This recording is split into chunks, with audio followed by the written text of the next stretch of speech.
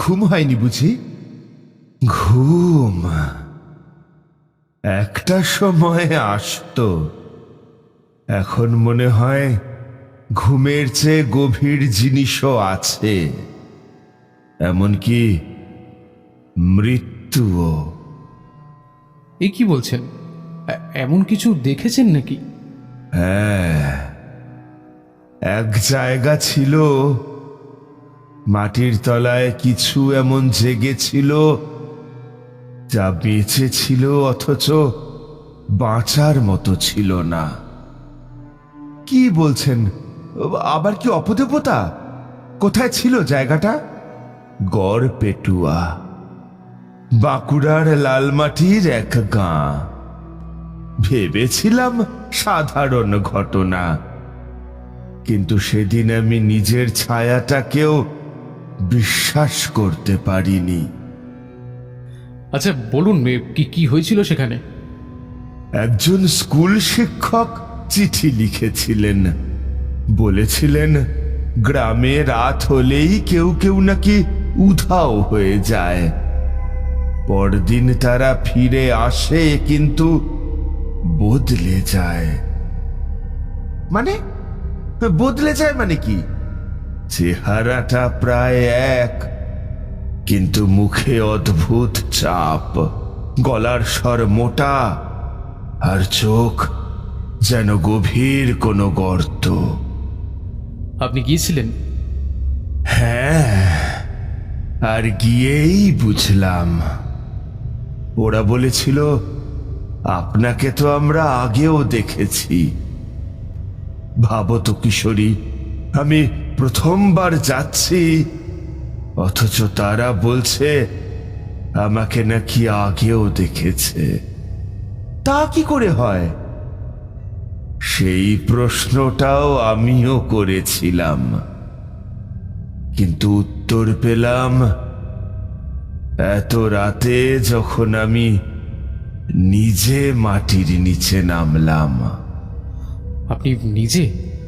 হ্যাঁ, সেই স্কুল ঘরের পিছনে ছিল এক ফাটল, সেখান থেকে গন্ধ উঠত, যেন পচা ধূপ আর রক্তের মতন গন্ধ।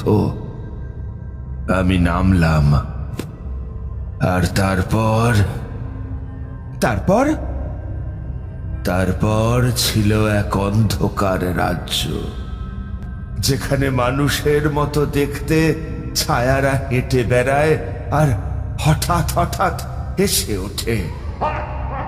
আমি বুঝি ওখানে ভস্মরাজ নামে এক অপদেবতা শাসন করে, যে মৃত শরীরে ঢুকে জীবিত মানুষ হয়ে ওঠে। ভস্মরাজ? হ্যাঁ, ও এমন এক শক্তি যে মৃতের চেয়ে জ্যান্ত। আপনি বেঁচে ফিরলেন কিভাবে?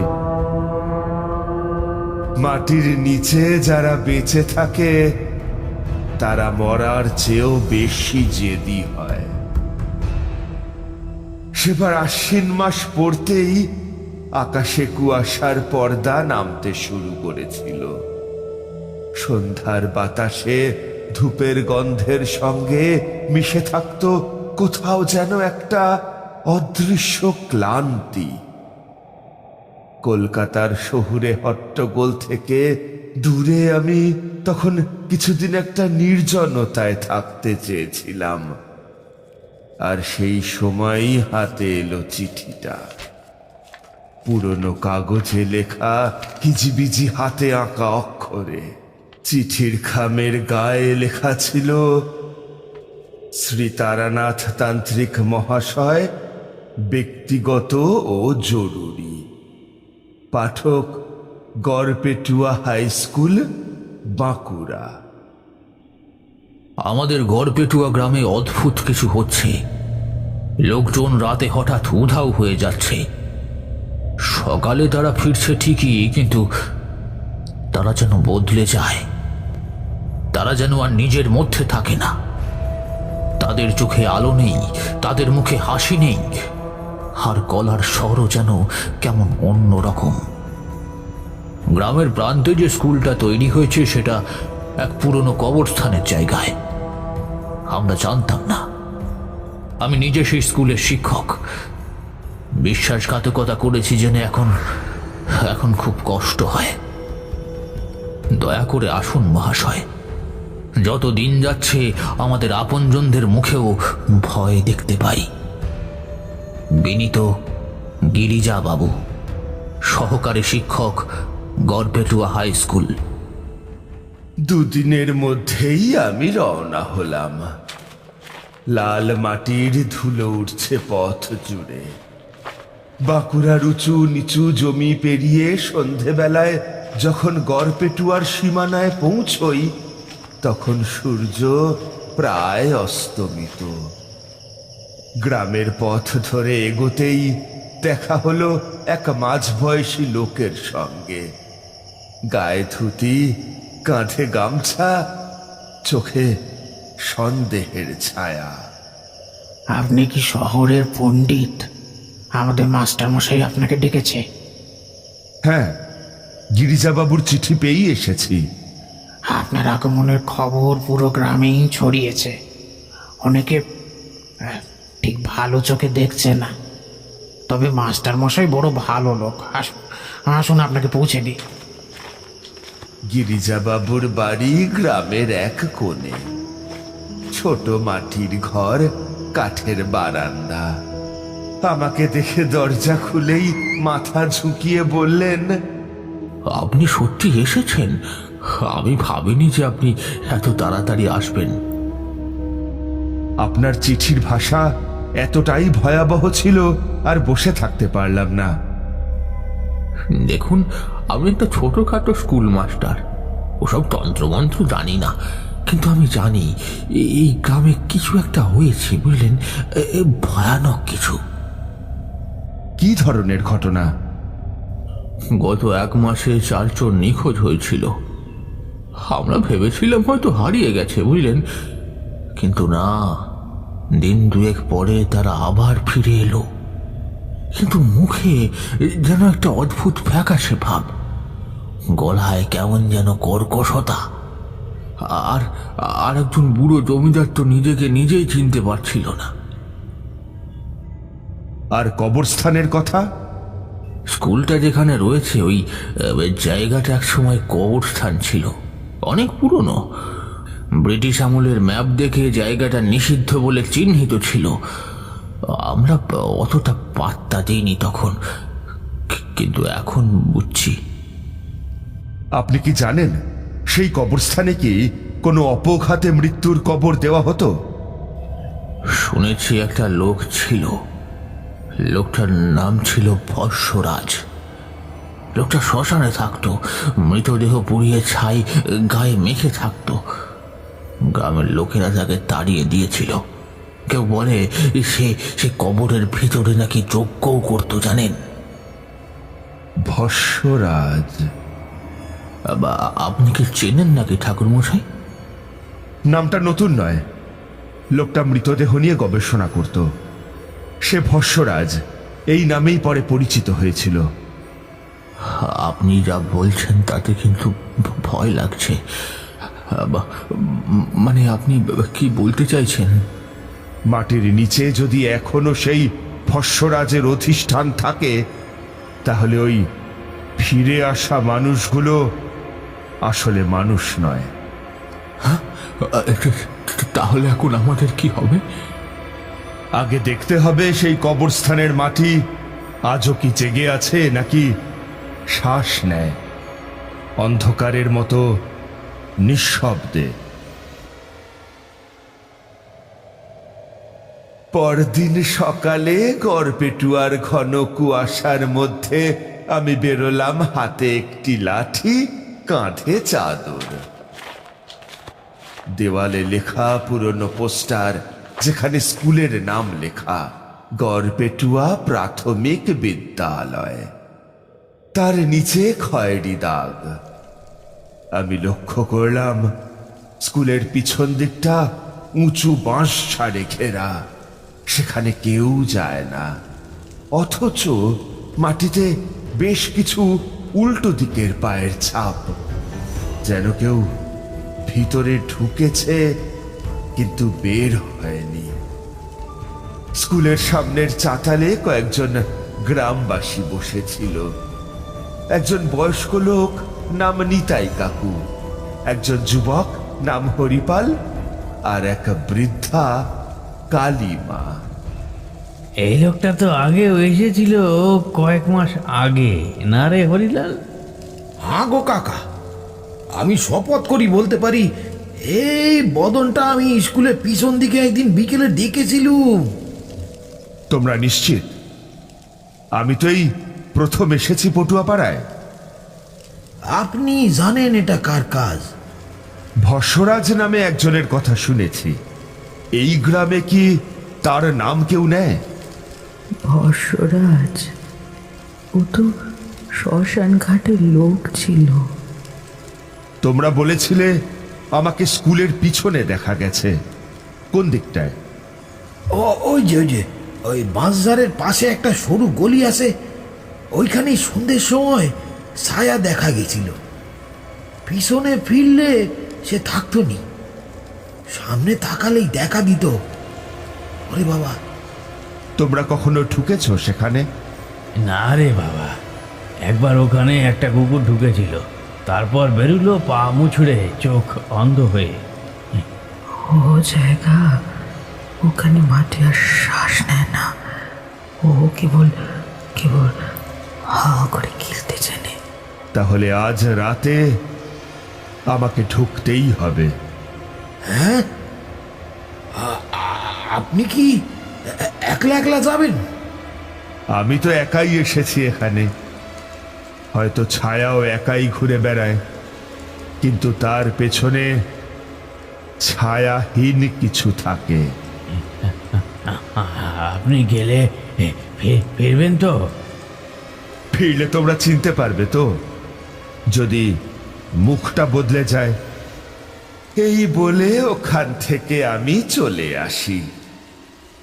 আমি হাঁটছিলাম গ্রামের ভিতরের দিকে। এক অচেনা অস্বস্তি জমে উঠছিল বুকে। মাটি যেন একটু একটু করে নরম হয়ে উঠছে পায়ের নিচে, এবং কানের কোণে মাঝে মাঝে কে যেন হাসে।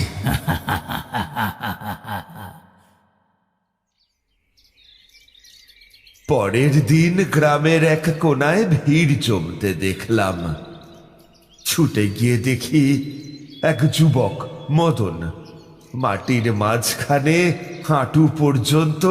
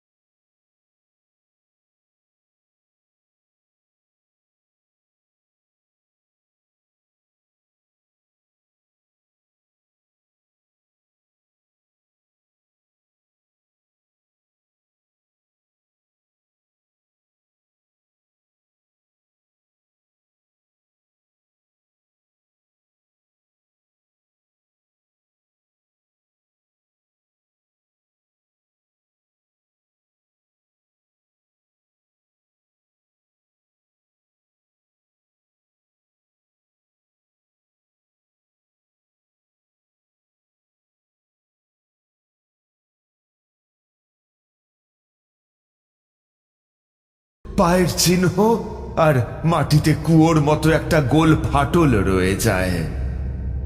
চারিদিক নিঃশব্দ, সবাই পিছনে সরে যায়। আমার তখন আর কিছুই করার ছিল না।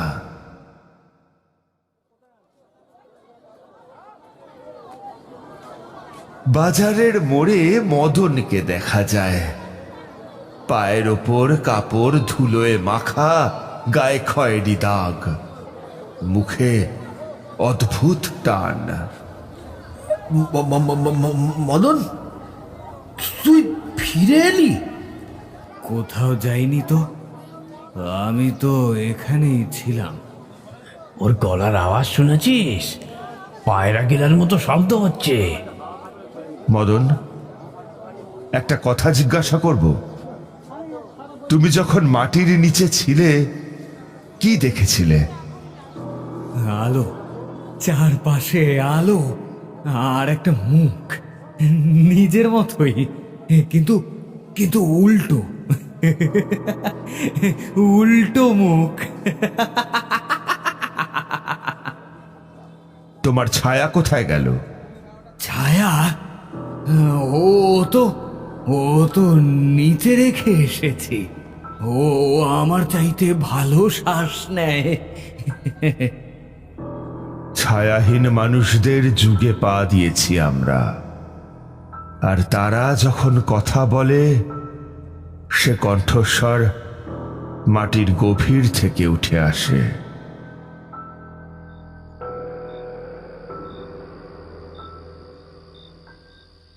রাত গভীর হয়েছে, ঘরের বাইরে কেবল জোনাকির আলোর মতন কয়েকটি কেরোসিন বাতি জ্বলছে, তাও টিম টিম করে। গিরিরাজবাবুর ঘরে বসে আমি সামনে রাখা পুরনো কিছু দলিল, নথি আর হস্তলিখিত পুঁথির পাতা উল্টাচ্ছি। এই পুঁথিটা স্কুল তৈরির সময় মাটি খুঁড়তে গিয়ে বেরিয়েছিল, বুঝলেন। আমরা বিশেষ মাথা ঘামাইনি, শুধু ঠাকুর মশাইকে ডেকে শুদ্ধিকরণ করিয়ে এই স্কুলটা গড়ি। শুদ্ধিকরণ? সেই জায়গাটা আসলে একটি অপতান্ত্রিক বলির কেন্দ্র ছিল। এই চিহ্নগুলো বলছে এখানে নিয়মিত পিশাচ যজ্ঞ হতো। আপনি কি বলছেন যে এই ভস্মরাজ সত্যি ছিল? ছিল না, এখনো আছে, শুধু শুয়েছিল এতদিন।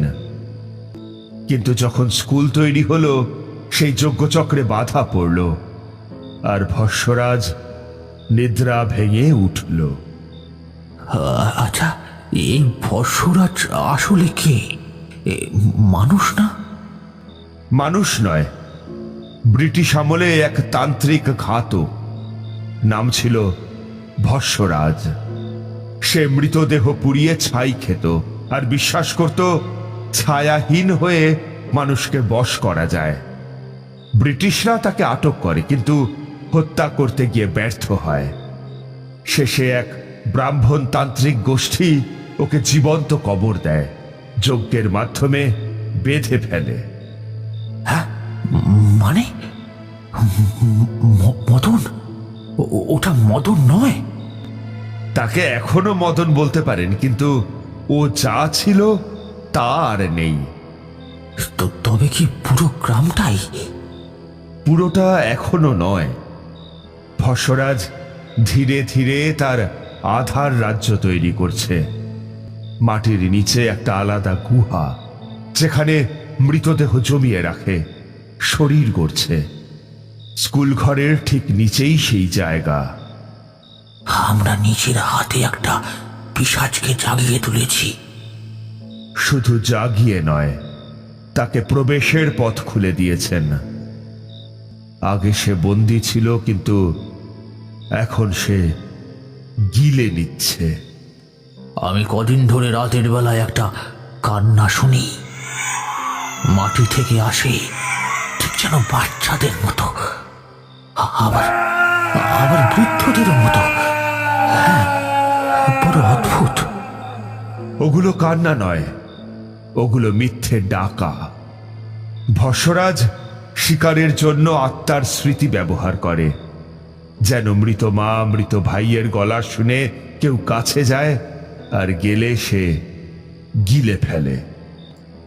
আপনি কি নিচে যাবেন? যেতে আমাকে হবেই, আর সেই গুহার ভিতরে ঢুকেই খুঁজে বার করতে হবে মূল বিন্দু, যেখানে ওর আত্মিক কেন্দ্রীকরণ। সেখানে আঘাত করলে ভস্মরাজ কেঁপে উঠবে, আপনার কিছু দরকার হলে?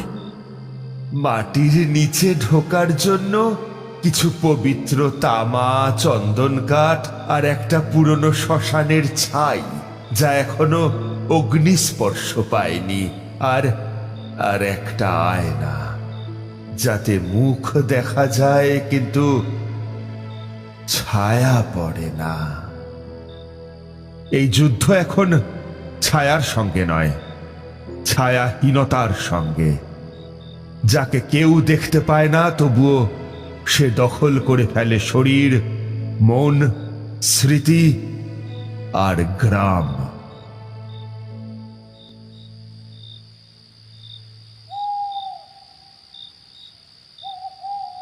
রাত তখন গভীর, আকাশে চাঁদ নেই, কেবল ঘন কালো অন্ধকার জমে আছে চারদিকে। গড়পেটুয়া যেন নিঃশ্বাস নিতে ভুলে গেছে। পাতা নড়ে না, কুকুর ডাকে না, এমনকি বাঁশ ছাড়েও শব্দ নেই। আমি একা, হাতে একটি তামার পাত্র, তাতে আগুনে জ্বলা শ্মশানের ছাই, পকেটে আয়না এবং গলায় মন্ত্রপট্টি। স্কুল ঘরের পিছনের সেই নিষিদ্ধ গলির শেষ প্রান্তে গিয়ে দাঁড়ালাম। মাটিতে ছোট্ট একটি ফাটল, ঠিক যেন মৃত আত্মার মুখ। মাটিতে বসে চোখ বুজে মন্ত্র পড়তে শুরু করলাম। ওং ভূতনাথায় নমঃ, শ্মশানেশ্বরায়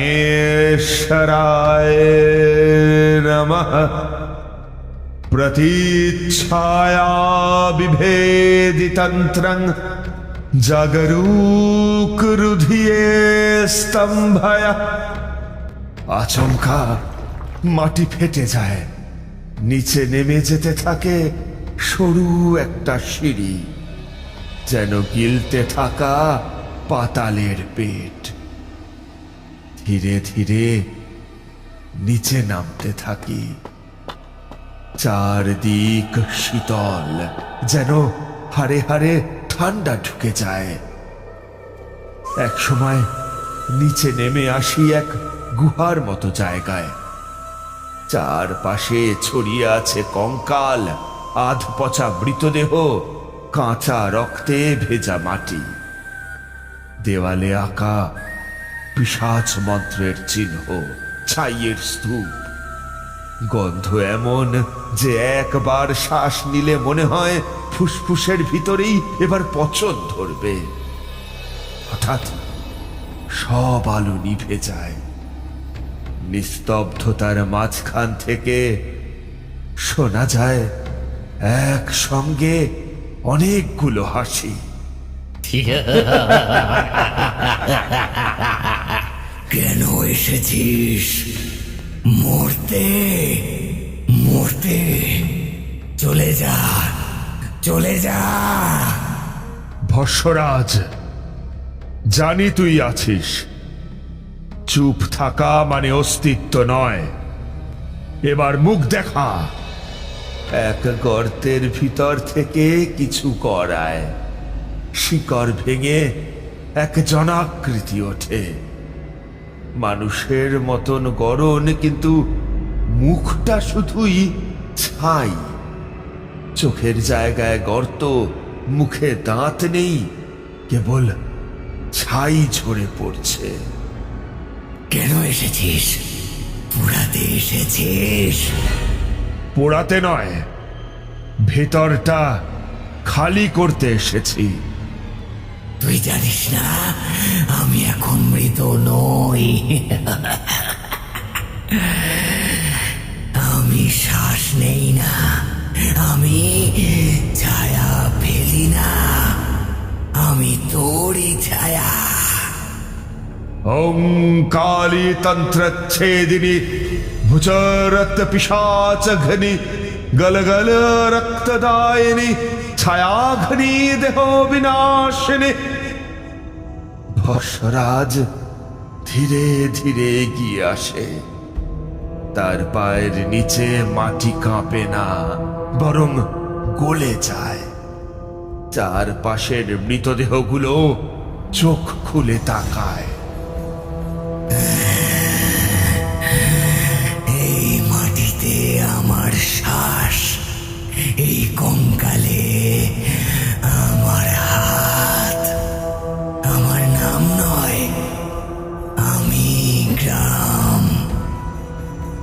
আমি এইবার আয়না বের করি, আর সেই আয়নার মুখ ঘুরিয়ে দিই ভস্মরাজের দিকে। দেখ নিজেকে ভস্মরাজ, মুখ নয় মুখোশ, ছায়া নয় ছায়াহীন শূন্যতা। ভস্মরাজ আয়নার দিকে তাকাতেই মুখ কাঁপতে থাকে, ছাই ঝরে পড়ে। তার পিছনে থাকা কঙ্কালেরা চিৎকার করতে থাকে। ছাই মাখা তামার পাত্র গুহার কেন্দ্রস্থলে ছুড়ে দিলাম, আর শেষ মন্ত্র পাঠ করলাম। ছায়া হিরং ছিন্নই আমি হে কনিষ্ঠা। ফিরে যা, ফিরে যা। তুই আর আমাদের নস। আমরা ছিলাম কেউ, এখন আর না। একসঙ্গে পুরো গুহা কেঁপে উঠল, দেওয়াল ফেটে গেল, ছাই ঝরে বাতাস এক দমকা তাণ্ডবে সব ছড়িয়ে দিল। ভস্মরাজ কাঁপে না, কাঁদে না, কেবল ফিস ফিস করে।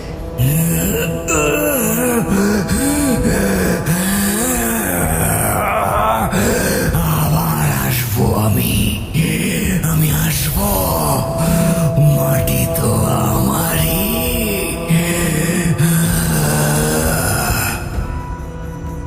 আমি ধীরে পিছনে হাঁটতে থাকি।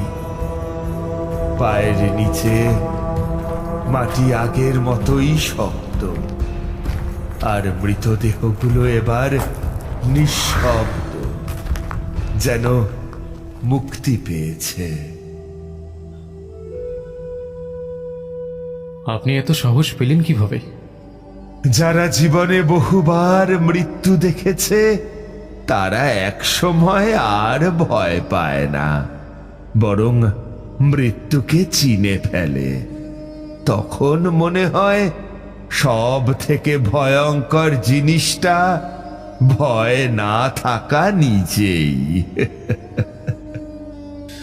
আপনি এখনো কাঁপছেন?